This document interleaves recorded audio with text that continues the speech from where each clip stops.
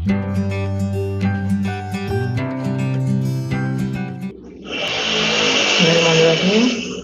Assalamualaikum warahmatullahi wabarakatuh. Berjumpa lagi dengan mata pelajaran PPKN dengan Ibu Penny. Hari ini kita masih membahas materi yang sama, yaitu dinamika perwujudan Pancasila sebagai dasar negara dan pandangan hidup bangsa. Ya. Namun sebelumnya, marilah sama-sama kita berdoa. Mudah-mudahan hari ini kita belajar dapat dengan baik dan juga memberikan manfaat bagi kita semua. Berdoa mulai. Selesai. Baiklah anak-anak, sebelum kita mulai pelajaran, sini ada beberapa tujuan pelajaran yang Ibu sampaikan. Ya, dari itu ke aspek sikap spiritual dan sikap sosial di tujuan pembelajaran yang pertama dan kedua, ya. Kemudian juga di aspek pengetahuan di tujuan pembelajaran ketiga dan keempat, dan yang kelima adalah aspek keterampilan, ya. Jadi kita hari ini kita akan belajar tujuan yang akan kita capai adalah ini. Dari tujuan-tujuan tersebut, ya, maka inilah 4 hal yang akan kita pelajari. Minggu lalu kita sudah belajar di masa awal kemerdekaan dan juga di masa Orde Lama. Sekarang kita belajar tentang materi masa Orde Baru dan masa reformasi tahun 1966 sampai dengan saat ini.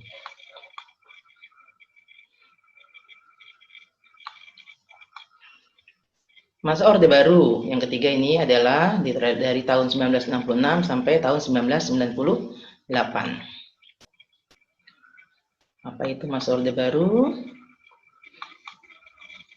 Nah, ini adalah gambar-gambar mengenai latar belakang lahirnya masa Orde Baru.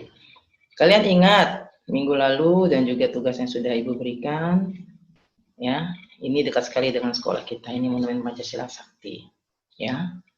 Pada tahun 1965, tepatnya 30 September 1965, terjadilah peristiwa G30SP-KI, ya. Itu ada di masa yang lalu, masa Orde Lama.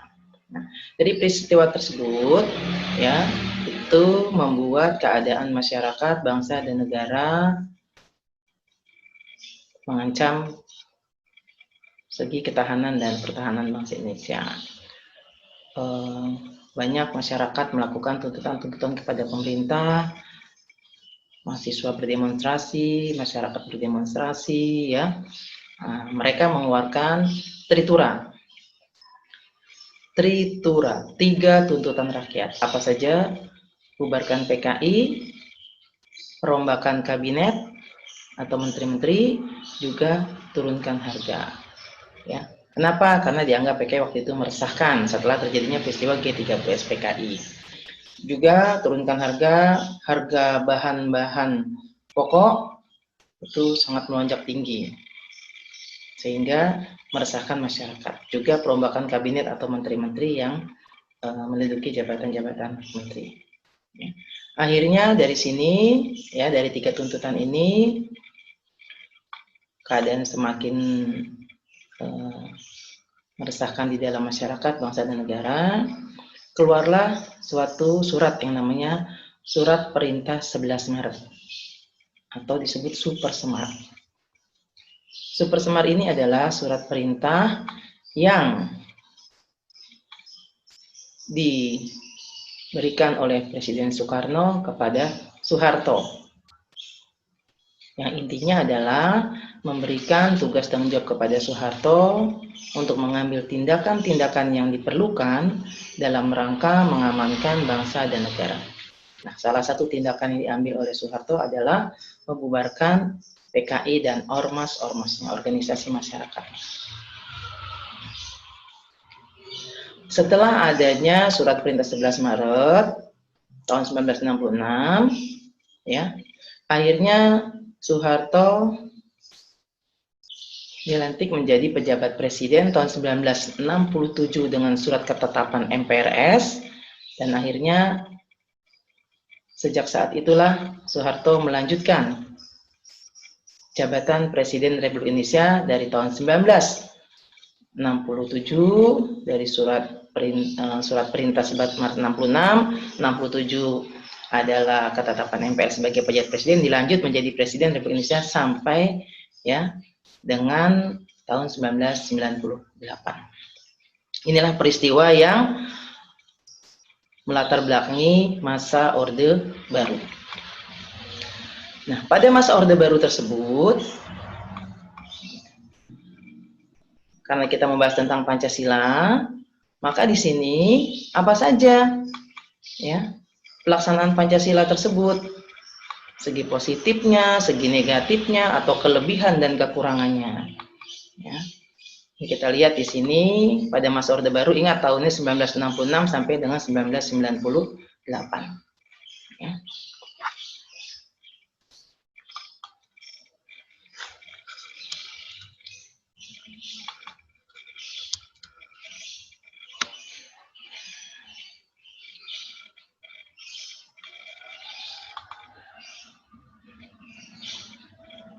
Ini tahun 1966 sampai dengan tahun 1998.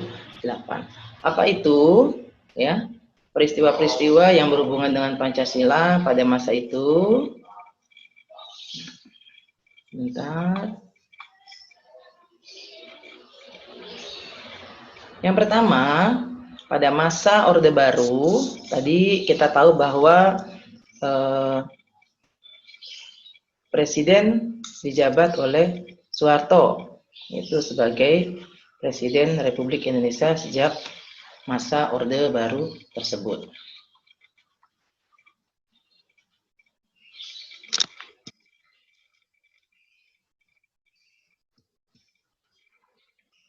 Ya.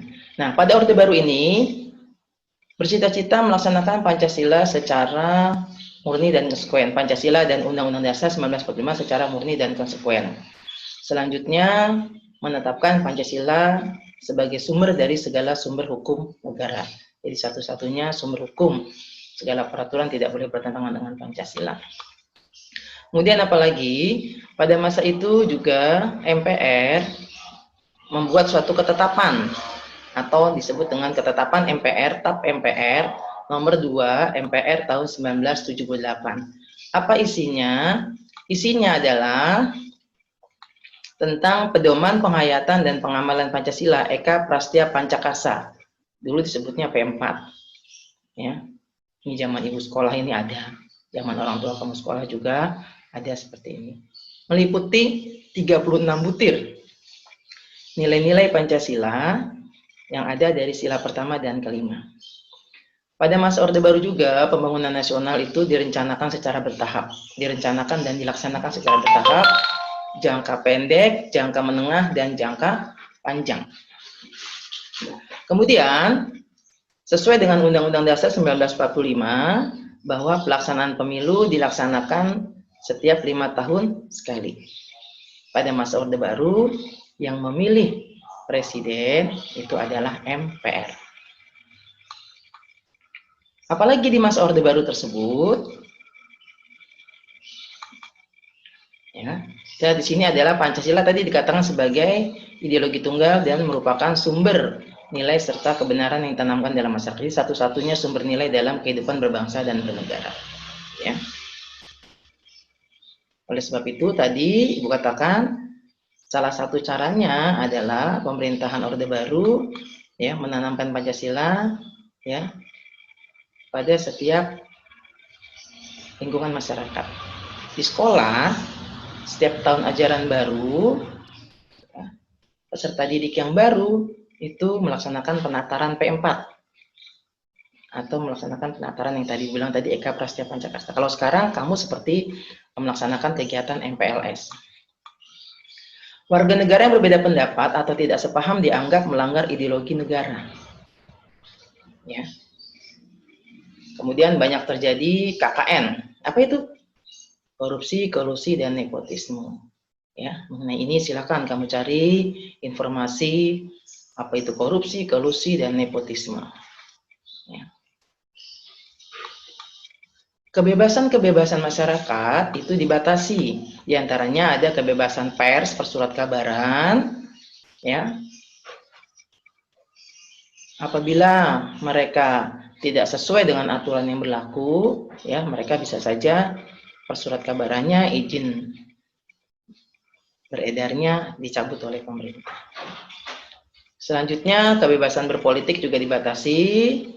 Pada waktu itu masyarakat ya tergabung hanya dalam 3 partai politik, P3, Golkar, dan PDI. Nah, itulah pelaksanaan Pancasila pada masa Orde Baru. Ada peristiwa-peristiwa sesuai merupakan satu kelebihan Pancasila, ada juga peristiwa-peristiwa yang tidak sesuai, berarti menjadi suatu kekurangan dari Pancasila itu sendiri. Nah, di sini pada slide ini ada gambar-gambar mengenai pelaksanaan Pancasila pada masa Orde Baru. Ya, sini ada gambar Presiden Soeharto dengan Ibu Tien Soeharto melaksanakan panen raya. Karena pada waktu itu memang ya kita dari pelaksanaan pembangunan tersebut kita swasembada beras. Ya, beras kita produksi sendiri. Ya, ini ya P4 36 butir pedoman penghayatan dan pengamalan Pancasila. Ya, di setiap butirnya ada. Selanjutnya ini tadi bilang kebebasan pers, kebebasan berpolitik, maksud Ibu ada P3, Golkar, dan PDI. Ya, sekarang PDI Perjuangan, dulu PDI ya, hanya ada 3. Ya. Ada lagi nih Nak, di sini ya, ini buku. Ya. Ini contoh buku pada zaman Orde Baru. Ya. PMP, Pendidikan Moral Pancasila, sekarang menjadi PPKN. Ini pelaksanaan pemilu yang tadi setiap 5 tahun sekali. Nah, inilah gambaran penerapan Pancasila pada masa Orde Baru. Ya, ada kelebihan dan kekurangannya, atau ada peristiwa yang sesuai dan juga peristiwa yang tidak sesuai. Kita lanjut pada materi berikutnya, yaitu dinamika Pancasila atau penerapan Pancasila pada masa reformasi. Ya, yaitu tahun 1998 sampai dengan saat ini. Ya. Bagaimana pada saat reformasi? Ya, peristiwa apakah yang melatar belakangi? Nah, ini ada gambar-gambar. Ini ada 2 gambar di sini, kalian bisa lihat nih gedung MPR ini. Ya. Tapi di sini banyak massa, banyak orang yang datang bahkan menduduki gedung MPR sampai ke atas atapnya. Nah, pada masa itu, setelah masa tadi Orde Baru, dianggap bahwa oleh masyarakat itu juga menimbulkan keresahan dalam masyarakat karena dianggap banyak terjadi KKN, kebebasan dibatasi, bebasan pers, politik, ya, juga kehidupan masyarakat yang mulai banyak keresahan dalam masyarakat. Akhirnya pada bulan Mei 1998 mahasiswa beserta dengan masyarakat itu melakukan demonstrasi besar-besaran. Bahkan mereka sampai bisa menduduki ya gedung MPR ini. Salah satu tuntutan dari para pendemonstrasi adalah turunkan Soeharto, turunkan Presiden Indonesia yang menjabat lebih dari 30 tahun. Ingat tadi 66 sampai 98. Salah satu tuntutannya itu, ya. Apakah tuntutan tersebut terlaksana? Betul. Akhirnya Soeharto pada bulan Mei itu juga 1998 mengundurkan diri sebagai Presiden Republik Indonesia. Jabatannya digantikan oleh wakilnya yaitu B.J. Habibie. Ini pelantikan B.J. Habibie. Ya. Namun kemudian dilaksanakannya lagi pemilihan presiden. Dan yang terpilih, presiden terpilih di masa awal reformasi adalah Abdurrahman Wahid atau Gus Dur. Ini peristiwa yang latar belakangi terjadinya atau penerapan Pancasila pada masa reformasi. Bagaimana dengan pelaksanaannya? Ya, pelaksanaan Pancasila itu sendiri pada zaman atau pada masa reformasi. Pada masa reformasi, ini memunculkan rasa takut terhadap Pancasila, sehingga apapun yang berhubungan dengan Pancasila harus dihindari, karena khawatir masih mendukung Orde Baru. Ya. Bahkan kesalahan Orde Baru itu dilimpahkan kepada pelaksanaan Pancasila itu sendiri. Namun kondisi ini, ya, ada banyak rasa ketakutan, ya, dalam masyarakat, akhirnya menimbulkan konflik yang mengancam disintegrasi bangsa atau perpecahan bangsa. Konflik Ambon, di Poso, Sambas, Sampit, dan Gam.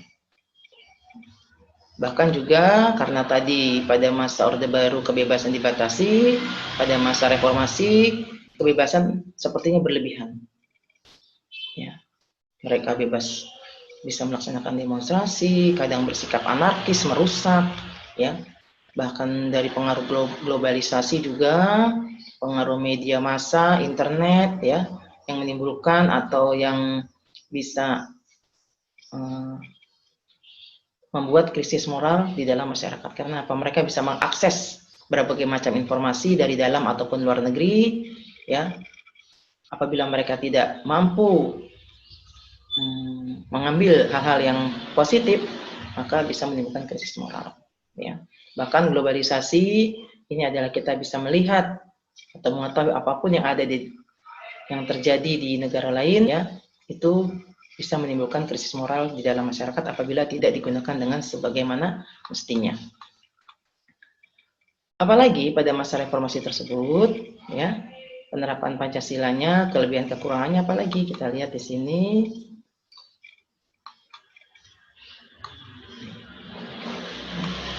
MPR melakukan sosialisasi nilai-nilai Pancasila. Nah, karena tadi sudah ada krisis moral, banyak rasa ketakutan, kemudian juga ada mulai perpecahan di lingkungan-lingkungan masyarakat, di daerah-daerah ada kerusuhan. MPR mensosialisasikan kembali nilai-nilai Pancasila dengan sebutan 4 pilar kebangsaan. Ya, jadi setiap warga negara bangsa Indonesia, masyarakat Indonesia harus mengerti, paham, dan bisa melaksanakan 4 pilar kebangsaan ini. Apa saja? 1. Pancasila, terdiri Pancasila. Yang kedua, Undang-Undang Dasar 1945. Ketiga, Negara Kesatuan Republik Indonesia. Dan yang keempat adalah Bhinneka Tunggal Ika. Ini adalah 4 pilar kebangsaan. Ya. Dan kemudian pemilu presiden yang tadinya pada masa Orde Baru dilaksanakan, dipilih oleh MPR, pada masa reformasi mulailah pemilihan presiden secara langsung. Ya. Siapa itu? Ya, pada masa Orde Baru, pada masa reformasi, yaitu ada Susilo Bambang Yudhoyono, kemudian ada juga yang sekarang adalah Joko Widodo. Kebebasan pers dan berdemonstrasi itu dijamin oleh undang-undang, jadi lebih mempunyai kebebasan untuk berorganisasi, berdemonstrasi sesuai dengan undang-undang. Inilah mengenai masa reformasi. Ya. Jadi 4 masa pelaksanaan Pancasila dari masa awal kemerdekaan, kemudian masa Orde Lama, Orde Baru, dan masa reformasi. Sudah 4 yang kita bahas. Nah, di sini kemudian tugas yang harus kamu kerjakan. Masih lanjut dari tugas yang kemarin ya, Nak? Apa tugasnya? Masih tugas 311 sama dengan kemarin. Kerjakan di buku tulis PPKN. Sudah disampulkan bukunya? Oke, ya. Kemarin 1 dan 2, sekarang yang ketiga. Penerapan pada masa Orde Baru. Apa kelebihannya atau peristiwa-peristiwa yang positif, apa juga kekurangannya. Kegiatan peristiwa yang bersifat negatif terhadap Pancasila, penerapan Pancasila pada masa Orde Baru. Ya, tulis kamu sebanyak-banyaknya sesuai dengan kemampuan kamu. Ya.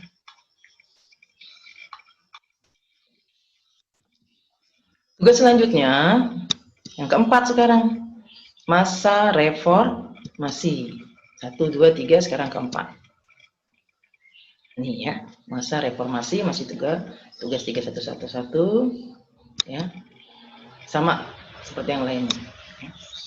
Apa kelebihan dan kekurangannya? Kelebihan di sini maksudnya adalah ya peristiwa apa yang mempunyai dampak bagus atau positif terhadap Pancasila, dan juga peristiwa yang bertentangan dengan Pancasila itu sendiri. Kalian kerjakan tugas dengan sebaik-baiknya. Nah, ini mengenai penyelesaian tugas atau pengumpulan tugasnya. Ya, tugas kita kan judulnya adalah dinamika Pancasila pada masa awal kemerdekaan, Orde Lama, Orde Baru, dan Reformasi. Yang kalian perhatikan, 1, selesaikan tugas-tugasnya. 2, foto tugas menjadi 2 foto. Tugas minggu lalu ada 2 tabel, foto jadi 1 foto. Tugas yang hari ini ada 2 tabel juga, jadikan 1 foto. Kemudian tugas tersebut ya kalian foto ya, lalu kirim ke guru PPKN-nya, Ibu Penny ataupun Ibu Yus, atau sesuai dengan petunjuk dari ibu gurunya, mungkin dikumpulkan di salah satu teman yang sudah diberi tanggung jawab. Kumpulkannya apa? Sementara kita kumpulkan via WA atau email ya. Sementara ibu masih membuat Google Classroom. Ya, nanti akan ibu sampaikan lagi ya kalau memang sudah dapat dikumpulkan melalui Google Classroom. Ya. Hari ini juga harus diselesaikan.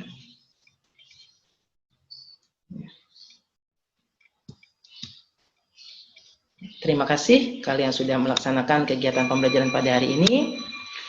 Ingat, tugasnya dikerjakan, diselesaikan, dikumpulkan, tidak ditunda. Hari ini juga harus diselesaikan dan dikirim ke Ibu Penny atau Bu Yus selaku guru PPKN. Ya. Marilah kita berdoa mengakhiri pelajaran pada hari ini. Berdoa mulai. Selesai. Wassalamualaikum warahmatullahi wabarakatuh. Tetap semangat.